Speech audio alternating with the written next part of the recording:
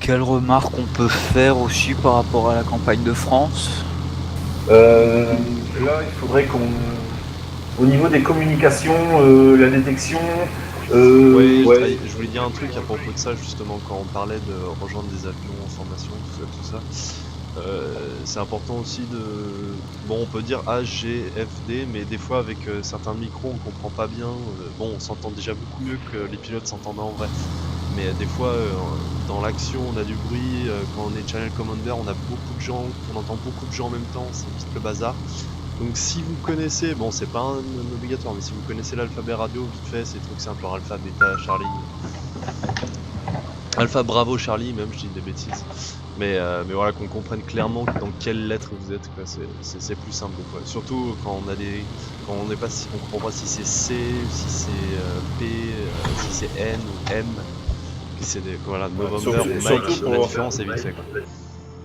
pour un P et un B, ça peut vite être à la Voilà. confusion. Voilà. Donc même si on ne connaît pas l'alphabet radio, on peut très bien donner un prénom commençant par la bonne lettre. Hein.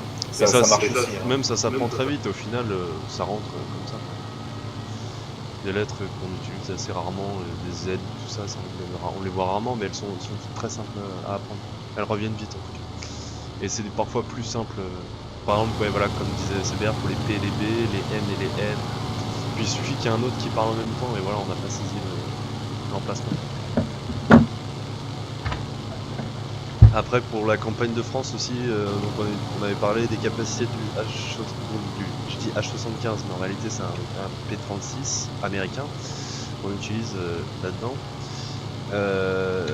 Donc forcément, le 109 a des capacités supérieures au Curtis, sauf dans la maniabilité horizontale, comme l'avait dit CBR.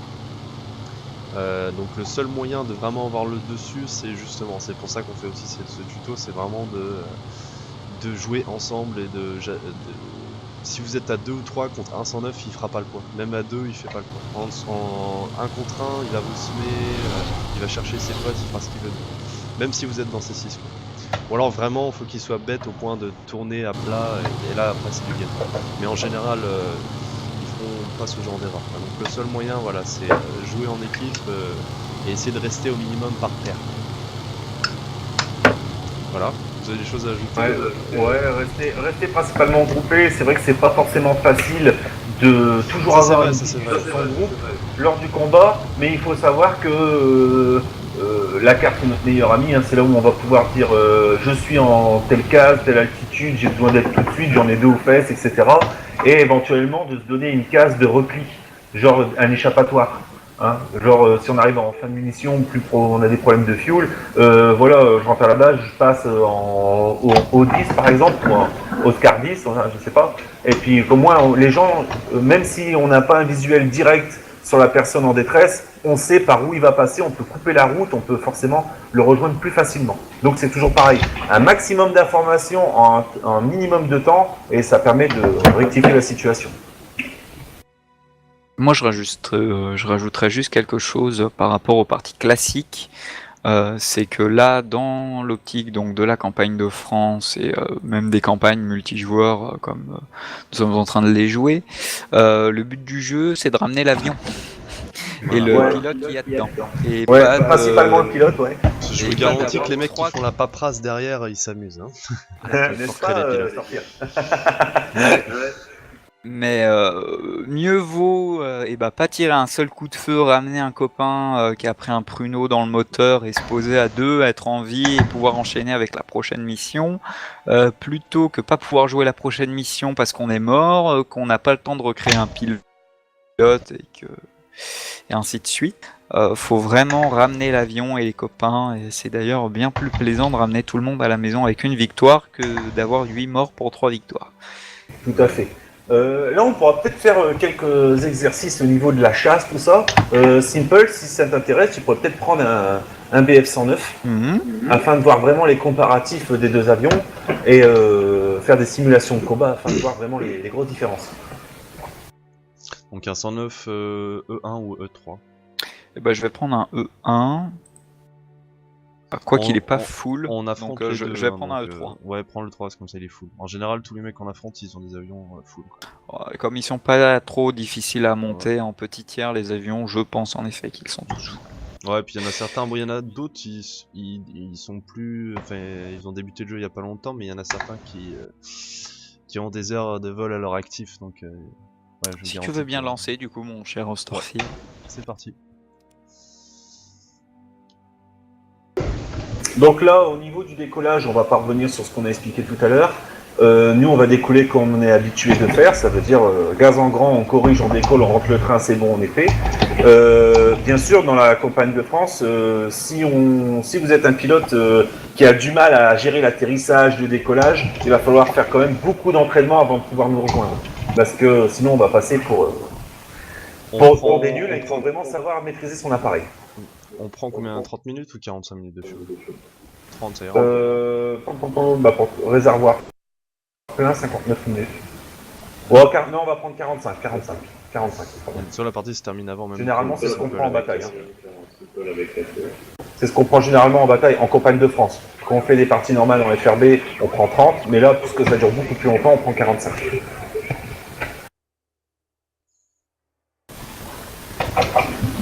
Numéro 2, prêt à décoller? Ouais. On démarre le moteur, on y va.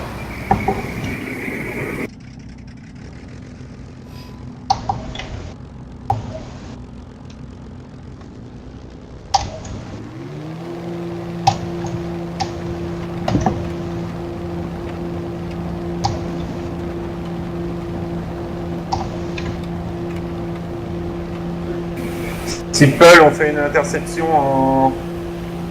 en K10.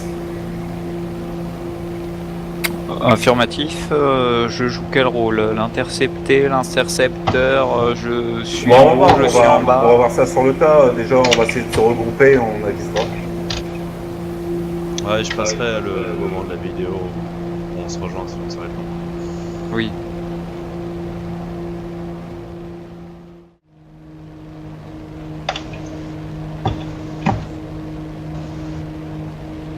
Donc pareil, je trouve avantage du 109 par rapport au P36, un cockpit un tout petit peu mieux pour ce qui est de la visibilité, notamment vers l'arrière. On peut vraiment voir mieux en dessous. Ouais, le problème du P36, c'est pour bien voir derrière, il faut se décaler. Et quand on n'a pas de traquir, c'est un peu la galère. Moi, je sais que même en traquir, c'est la galère. Pour reprendre les formations, temps où Moi, pareil, je n'ai pas de traquir, mais avec ma X52, j'ai deux chapeaux chinois sur mon joystick. Donc il y en a un qui me sert pour la rotation et l'autre qui me sert pour la translation. Donc ça m'aide énormément.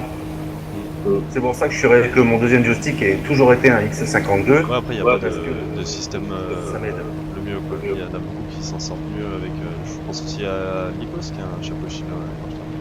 Bah, moi j'ai un chapeau chinois et. Mais c'est pas aussi. Donc là, nous rentrons en K10. Donc, nous cherchons l'ennemi. L'allié ennemi, comme on dit.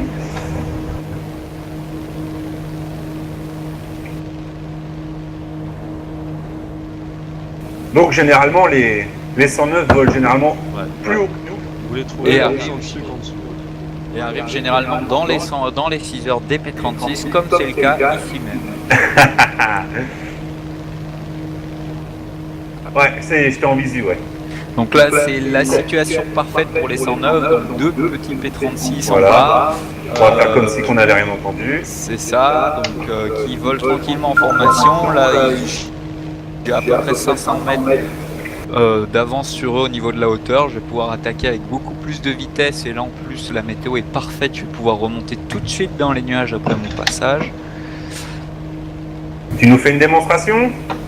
Ah bah là, j'arrive messieurs, j'arrive. Allez, on te laisse faire la démonstration comme si on t'avait pas vu. Bon bah le seul problème c'est que j'ai piqué beaucoup trop tôt par rapport à ce que je fais d'habitude pour vous rejoindre. Quoique là vous avez une bonne petite vitesse en palier, vous êtes à combien? 320 à peu près, un peu moins de 320. Donc là moi, pour indication je suis à 558 km/h. Je vais tirer au-dessus du numéro 2 pour pas lui faire peur et surtout pas le toucher pour l'endommager pour la suite. Ouais, on va essayer de voler droit alors. Voilà, je donc tire là, moi, je au-dessus, viens de voir les je traces. tire au-dessus. Donc là, traçante, contact les gars, on engage. Donc hop, moi en ce qui me concerne, c'est les volets et le pas d'hélice entre 60 et 70%. Donc Et moi, on je cherche la cible. J'ai tendance à le laisser à 100. Après, c'est ma préférence. Donc là, je l'ai repéré, j'ai vu monter un nuage, je remets mon pas d'hélice à fond, j'essaie de prendre de l'altitude pour essayer de le rattraper. Donc là, forcément, là, je l'ai perdu, hein, il est parti là-haut, hein, c'est sa cachette préférée. Hein. Ah bah. Donc là, c'est vraiment ça, technique du 109. Là, j'ai attaqué. Voilà, je l'ai repéré. Je 4, cherche de nouveau cap mes 0. cibles. Ennemi détecté en cap 0, hop. Et il nous arrive en face à face en cap 0. Donc je vais tirer en dessous. Shoot de face, ta ta ta ta. Voilà, hop. Tire en dessous. Donc, par contre, là, ce qu'on peut noter, du coup, donc vous ne le verrez pas parce que je ne pense pas que vous verrez mon écran, mais c'est que là, je suis en surchauffe, donc j'ai 1 minute 44 pour refroidir mon avion. Alors après, là, j'ai encore un énorme avantage sur lui. D'ailleurs, il est déjà refroidi, il refroidit une vitesse incroyable. Donc là, c'est la technique même du 109, hein, donc boom and zoom en illimité. Là, je suis remonté. Je pense pas que les P-36 puissent venir me chercher. Personnellement, je n'étais même pas en visuel. Voilà. Ah, peut-être, à moins que ce soit mon allié. Je suis dans T6, leader. Ok, donc c'est bien mon ennemi que j'ai en face. Ouais, je vois aussi. Donc là, c'est des choses qui arrivent assez rarement 2 fois de suite. Hein, c'est les combats en tête à tête. Donc là, il est bien au-dessus de moi. Il est à plat et je pense qu'il va même plus vite que moi. Moi, je suis à à peine 200 km/h, donc forcément, je suis le rattrape vraiment lourd. en propre 100. Ouais, il Donc, faut face à face, leader. Donc là, je ferme mon radiateur, hélice propulseur 100% pour optimiser la vitesse, mais vraiment pour rien perdre, quoi. Hein. Donc là, il passe au-dessus, j'essaye de couper sa trajectoire. Lui, forcément, s'il nous a observé, il sait exactement où est-ce qu'on est, il sait exactement ce qu'on va faire. Donc là, voilà, il pique, j'essaye de ne pas le perdre de vue.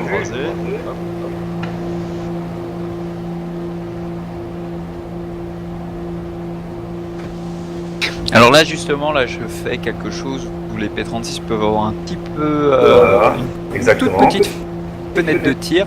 C'est au moment où le 109 remonte, donc comme je fais ici. En chandelle, ça nous si permet d'avoir une ouverture de tir. Voilà. Si Là, un je P-36 prends avec un petit peu d'élan peut rattraper un 109. Le problème, c'est que là, vous voyez, là, les deux P-36, je retourne dessus. D'ailleurs, il y en a un que j'ai raté, désolé. Je pensais que tu allais passer au-dessus quand moi je passais en dessous. Là, je pensais que tu allais faire l'inverse, justement. Parce que là, du coup, c'est un peu ce qu'on vient de vous montrer sur la vidéo, c'est que le P-36 a plus du tout de vitesse pour manœuvrer. Je pense que là, t'as plus rien du tout, de toute façon, pour faire une manœuvre Storfier.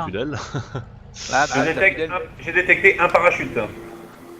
Je sais pas, c'est peut-être moi. J'en sais rien. Ça, il me semble que c'est le mien. Donc Non, là, j'ai ça, détecté voilà, c'est des- un parachute à l'endroit de la collision. C'est des situations en général qu'il faut essayer d'éviter les head-on. Après, c'est pas non plus bon si l'allemand vous arrive en face, il vous arrive en face. Le truc, c'est qu'il faut quand même essayer de l'éviter avant qu'il soit à 100 mètres. Parce que là, c'est trop tard. Surtout si vous êtes dans ce cas-là. Là, j'ai fait l'erreur, j'aurais dû essayer de l'éviter avant. Bon, je pense qu'on a fait une erreur chacun de notre côté, mais au final, ça nous a pas servi parce que nos c'est deux aussi de ma pilotes, faute, Surfer. J'ai pensé que t'allais dégager vers le haut. Et du coup, vers j'ai le voulu haut, en passer fait, moi, par vu le que bas. je monte déjà vers en haut, je savais pas trop où j'en étais. Tu vois. Je pensais que tu allais rester à plat, mais tu as essayé de m'éviter mais au dernier moment, et du coup, on a voulu s'éviter par le même chemin. Voilà. Donc, désolé pour cette. En attendant que Storfier me rejoigne, Simple, j'arrive sur ta base en venant de ton plein ouest. Donc je t'invite à me rejoindre, tu vas me poursuivre, faire une simulation d'attaque, comme quoi tu me serais juste derrière moi, à la même vitesse, et je vais montrer les capacités du P-36 à pouvoir mieux tourner qu'un VF-109. Donc, je t'engage en dogfight comme ne doivent surtout pas le faire les ME-109. Voilà, c'est ça. Ouais. Si vous en voyez un qui commence à tourner à plat, il y a deux solutions. Soit il est bête et là vous avez de nombreuses chances de lui tirer dessus, soit il est en train d'attendre ses copains qui arrivent à toute vitesse derrière vous. Alors faites attention. Vous avez une petite fenêtre de tir, mais après il faut bien se Profitez-en, sauver. quoi. Voilà. Et en général, c'est ce qu'on obtient souvent avec les avions de début de la guerre. on n'a pas beaucoup d'avions qui partent en feu comme ça, ou dont les ailes explosent, ou des trucs comme ça arrive plus rarement. En général, on a plus d'avions qui fument, ou qui perdent progressivement de la maniabilité au fur et à mesure qu'on leur tire dessus. Mais vous aurez rarement, bon ça m'est arrivé une fois de mettre en feu, par la météo foire un gars, mais en général ça arrive rarement quoi. Donc si vous voyez qu'il commence à fumer, qu'il commence à galérer, vous le laissez. Si vous avez des potes qui sont en galère à côté, vous allez les aider. Le but, c'est vraiment pas d'avoir un record de kill. Hein. Le but, c'est vraiment de rentrer tous à la maison, quoi, et d'avoir gagné la bataille.